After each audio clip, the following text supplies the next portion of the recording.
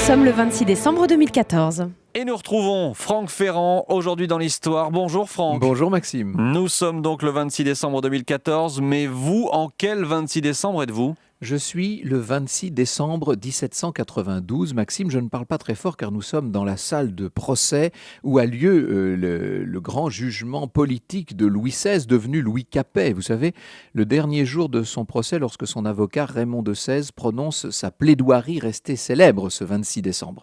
Ça fait 2 semaines que le procès a commencé. Inutile de vous dire que les juges révolutionnaires chargés de mener tout cela ne sont pas vraiment bienveillants à l'endroit du ci-devant roi.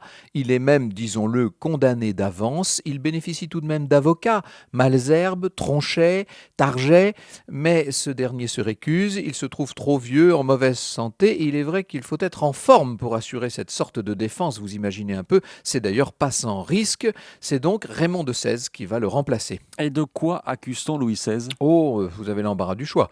Les juges présentent pas moins de 42 chefs d'inculpation, mais pour résumer, on l'accuse de trahison, disons, et les pièces du dossier ne manquent pas. Parmi elles, des documents trouvés dans une armoire de fer dissimulée dans les murs du palais des Tuileries, plus de 600 documents, des correspondances du roi avec un certain nombre d'ennemis de la Révolution, notamment. Les papiers n'ont pas le temps d'être lus en entier, mais ce n'est pas nécessaire. Tout accuse ce roi bien encombrant. Dans la nuit, Raymond de XVI rédige sa plaidoirie et ce 26 décembre 1792, voici les mots qui résonnent dans la salle du manège.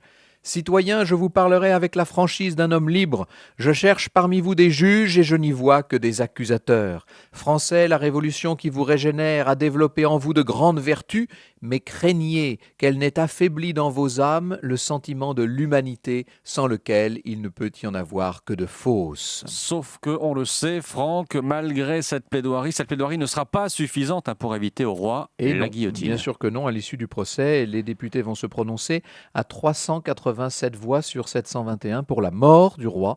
Et le 21 janvier suivant, Louis XVI sera donc décapité. Mais ça, c'est une autre histoire. Et d'ailleurs, si vous voulez, je vous la raconterai le 21 janvier. Mais oui, j'espère bien. Et l'histoire, on la retrouve avec vous tout à l'heure à 14h sur Europe 1, évidemment. Oui, nous évoquerons en cette période de fête la figure lumineuse d'un grand peintre florentin de la Renaissance, Fra Angelico.